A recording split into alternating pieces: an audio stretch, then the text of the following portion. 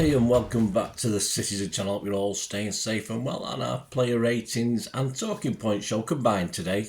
Lack of time after getting back very late or early, depending which way you look at it, from the Tottenham Hotspur Stadium. Tottenham 0, Manchester City 1. We'll take that. Slightly, sadly for me, slightly ruined, but that's not for this vlog. This is about the game. I might do a little vlog of my experiences on the night, which did sort of ruin it just a little bit for me, in fairness. But that's me. That's a personal view. The ground was okay in the place, but I had a few problems anyway. But I will talk about that. We're going to talk about the player ratings and talking points, so I'm not going to go on about that. So we'll have a look at the game and we'll see how Simon Pekowski rated the City players and how I rated the City players, even though obviously, as I said, even during the game in mine was a little bit preoccupied, but I managed to enjoy, the first win there ever, first trip I've made there, of course, and our first win ever. I've been to White Hart Lane, but I've never been to this new ground, so it's nice, wasn't it? Please, before I carry on, if you are new to the channel, push those subscribe buttons, push the bell notifications. Everything City past and present, of course, future even, lots of different things. Eclectic mix, even whinging vlogs, which might give you a laugh, even if you don't care. So I will have a look anyway. There will be one out on the Tottenham Hotspur Stadium, that's for sure. So please enjoy. Leave us your comments, guys. Let us know your experiences. Were they similar to mine? But let's say we'll see. And of course, all your comments will be answered, or I will just give you a little thumbs up if necessary. That's all it requires, and if you can do that for this vlog, guys, I'd be very appreciative. Right, the teams, one change for Tottenham for their last game, and Pep made 2 changes to our last game, so I got 10 out of 11. I was quite happy with that. He rewarded Bob, which was fair enough. I probably would have started Doku, he was in my team, but nothing wrong with Pep's decision to reward Bob, who did an okay game as well. Tottenham with Vicario, Porro, Romero, Van de Ven, Udoge, Hodberg, Bentancur, Johnson, Kulusevski, Werner, Richarlison. On the bench, Forster, Royal Davis, Dragusin, Skip, Madison, Byron, Santiago and Scarlett. Santiago, great name. Manchester City, of course, Ortega, Walker, Diaz, Aki, Gvardiol, Rodri, Kovacic, Bernardo, Foden, Bob and Alvarez. And on the bench, Edison, Stones, Grealish, Doku, De Bruyne, Gomez, Nunes, Sissoko and Lewis. Story of the game, here we go. Chapter 1, a bit of slippage. 5 minutes in, a slip from Destiny Udogie, I love that name as well, allows Kyle to drill a low cross into the box, into the penalty area. Phil Foden sort of shoots from 7 or 8 yards out. I think Vicario made a reasonable save of that one. And of course, Oscar Bob follows up, but I think he was just a boot cap offside, wasn't he? But the VAR check took forever. Unbelievable. I know we got 6 minutes added time, but it just felt a lot longer for this VAR check. Shocking, really. But there was a feeling it was offside from many City fans, as it was. So we're still not scored our first goal. Chapter 2, yes, Phil, but oh, Josco. Yes, 26 minutes, an eye-catching Phil Foden pirouette that sends Christian Romero towards a car park. Ball played wide to Josco Gvardiol. And we weren't quite sure what he was doing. I'm not sure he was crossing or shooting. I have no idea, but it sort of worried the corner flag rather than the goal. Chapter 3, mic'd up or not. Another long break. Yeah, I think the 6 minutes added time should have been about 10.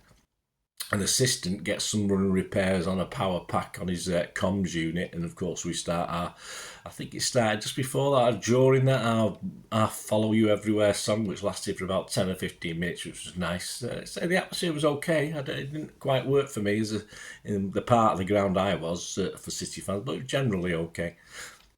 6 minutes added time, but nothing else to worry the scorer. That was the intermission, half time, and then we had to suffer. I mean, if the night hadn't got any better for me, it got worse. So suffer them guys, 4 of their 81 FA Cup winners on the pitch. I don't need reminding. Going on about a dour first game where you were lucky, guys. Simple as that to get a replay. Of course, you had Hoddle and Ardiles and a couple of others I didn't recognise because I'm not interested. Reminiscing about something in 1981. Yes, that's what it was. And that's Argy doing his Cup for Tottenham impression. Sickening. Hope they enjoyed the result, though, which made it all the more better. Chapter 4, Alvarez, good or bad? Yes, Alvarez.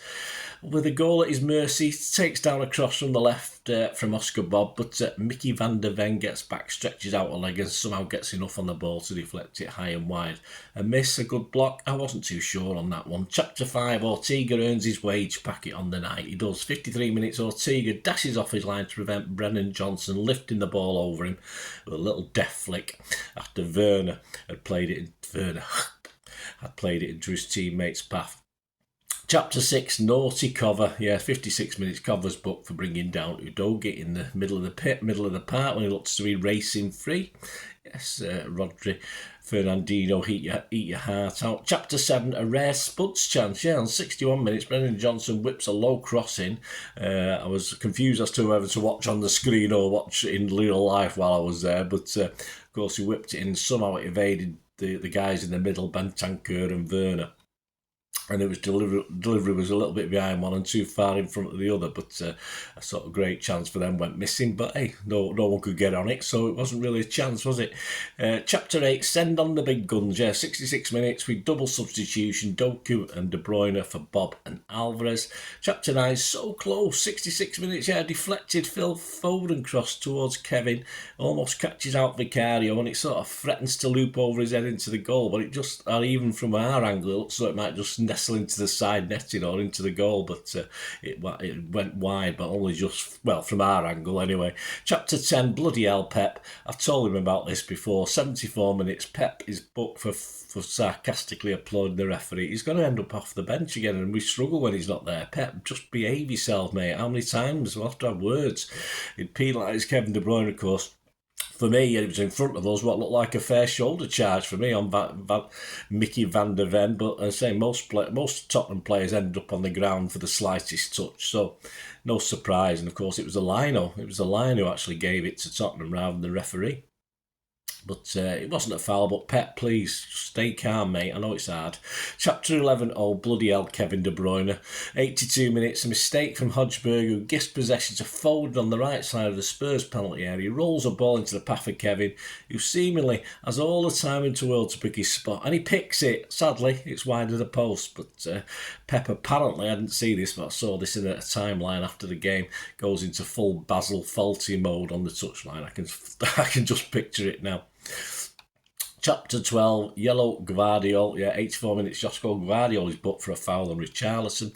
Chapter 13, Doku. 86 minutes, Phil Foden plays the ball in behind for Doku to chase. It didn't look that badly played, but Doku sort of had to move out a little bit.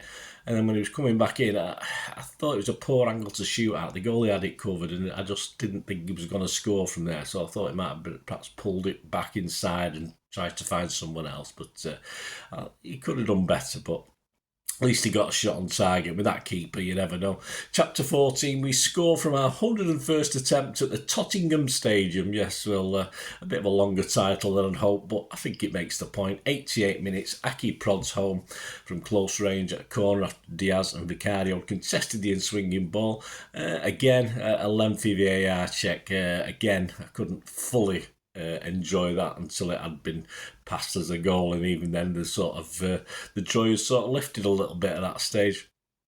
Spurs have claimed that Diaz fouled Vicario because the two players jumped in the same postal district, and that's about it. Never a foul in my thoughts. Let me know what you think. A good decision for once by the ref and VAR. Chapter 15, unlucky for Doku. Yes, 95 minutes. Doku is booked. I was sort of edging my way to one of the small exits at this stage. But I think he was booked for either waste time or dissent. I'm not too sure what it is. And who cares? Referee Tyne then blows immediately anyway. So if it was a time wasting, why? It's just a bit of a pillock move by Tyne. We scored a goal, of course. A free tier Posman took place. I joined in them all, even though, as I said, I had other things on my mind as well. Match stats, Tottenham 1 shot, 1 on target. City 18 shots, 5 on target. If that isn't a one-sided game, I'm not too sure. Possession 57% for City, 466 passes for them, 602 for us. Pretty low on the pass accuracy, 87% for us. I think that's because they were perhaps getting stuck in a little bit, which is fair enough. 82% for them. It is an Aussie manager after all, isn't it? Fouls, 9 by them, 19 by us, really? I mean, it was, but yeah, I think Tyne give them far too much. 3 yellows for them, 4 for us. Offside 3 each. And look at this, corners. 2 for them, 14 for us, but it were absolutely useless. I know we scored from one, but Alvarez's corners woeful last night. XG philosophy. Spurs was 0.27, my thanks to @XG Philosophy. Spurs 0.27, City 2.35, so there we go. And on to the ratings before we go, guys. Quick dash through these. Simon Bukowski, Ortega, distribution under pressure was excellent all evening, even if he didn't have to make many actual saves to make. He's given a 7. I mean, I thought that save he made that we just talked about before was excellent. Yeah, I've given a 7.5. I was thought he played very well last night, Ortega, and did credit to as a standing keeper. Walker seemed to enjoy himself, said Simon, in plenty of space on the right hand side as Silva tucked inside, although couldn't produce too much. No, he enjoyed himself, but I'm not sure we felt the same at times with Walker last night. Simon's given him a 6, I've given him a 6. I've seen some people say he was our man of the match. I'd say I think he enjoyed it, but I wasn't sure. Diaz, some important blocks, said Simon, but also some less sensible defending that gave up free kicks and another booking earned. Yeah, he's given him a 6. I've been a bit kinder. I give him a 6.5. I thought it was solid enough. Some great work pestering the keeper for the goal, of course. A lot more good than bad, that's for sure. Aki, unfazed by anything that came his way, tidying up at the back and turning his team around and scored the winner. 8 out of 8. 8 out of 10 from Simon. 8 out of 10 from me. Excellent. Had a goal as well. I thought Aki was, as ever, brilliant at the back last night. Gvardiol.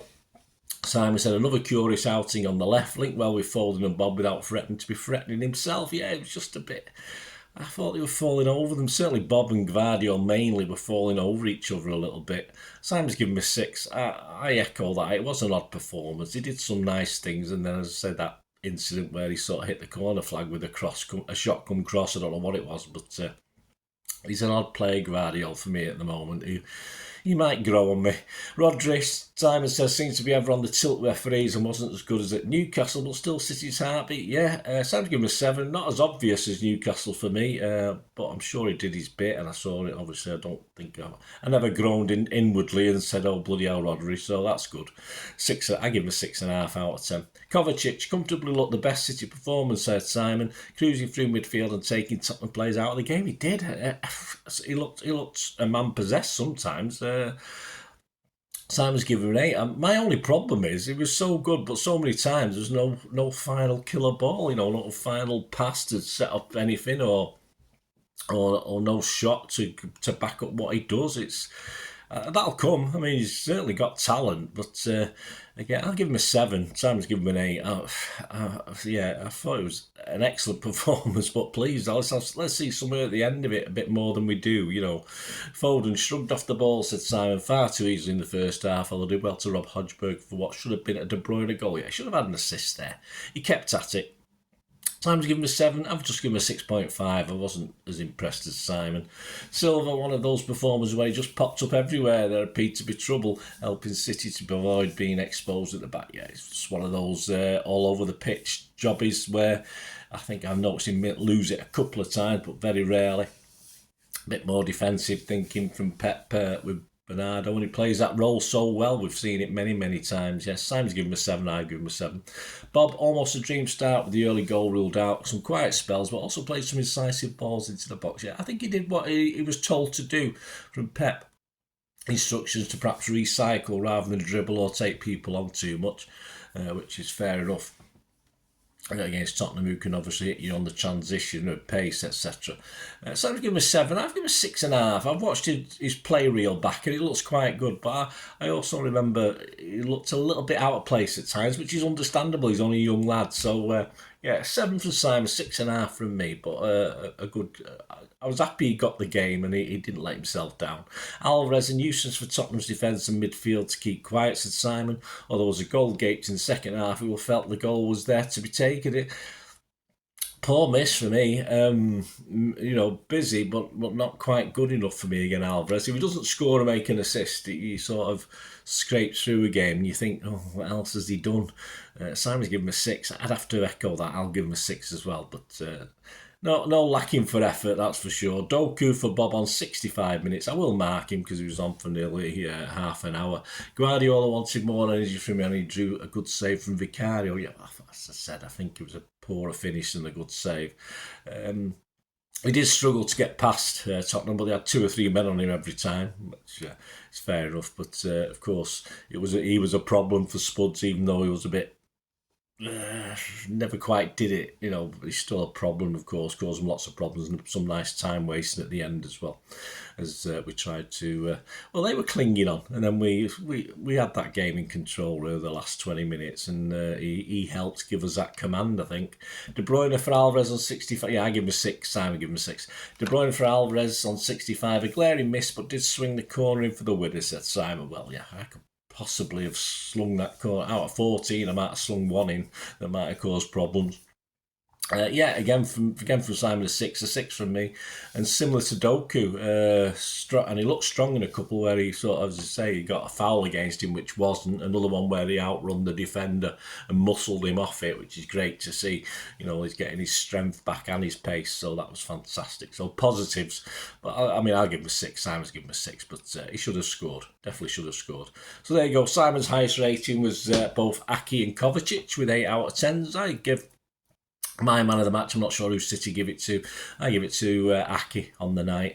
So if you agree with that, I disagree. But Kovacic played very well, as I said. Just that missing element, that little pinch of salt that makes it all worthwhile in the end. But I'll give it Aki this time again.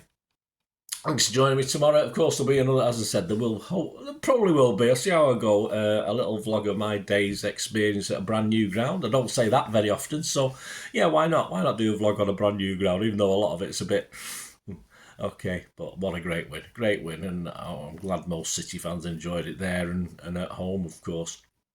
So join me tomorrow. I'm recording this on Saturday, so join me on Sunday for the Pepsi 11 for the home game with Burnley that's on Wednesday night. Also, check out some of my other little vlogs, treble winners, 22-23. I didn't know that City Book Club special. Have a look at that, guys. I'll try and put links, so they'll be in the comments. And another book I got recently, City History, and City treble winners. You had the, I forgot what the other one was now. Maine Road, 100 years, 120 years with obviously the Etihad as well. Have a check of that one. And City History, Anatomy of a Goal is certain Michael Robinson's goal against that lot down the road on the 10th of November 1979. So I was there for that one.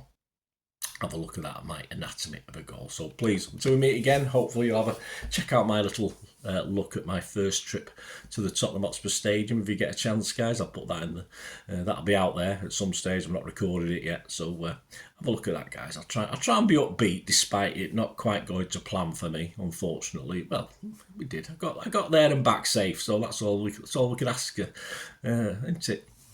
Not much. It wasn't the Ataturk, put it that way. It wasn't the Ataturk experience, but it was. It had its moments. Thanks for watching, guys. Until we meet again. That's one thing, don't I? Please stay safe, Blues. Come on, City. Bye for now.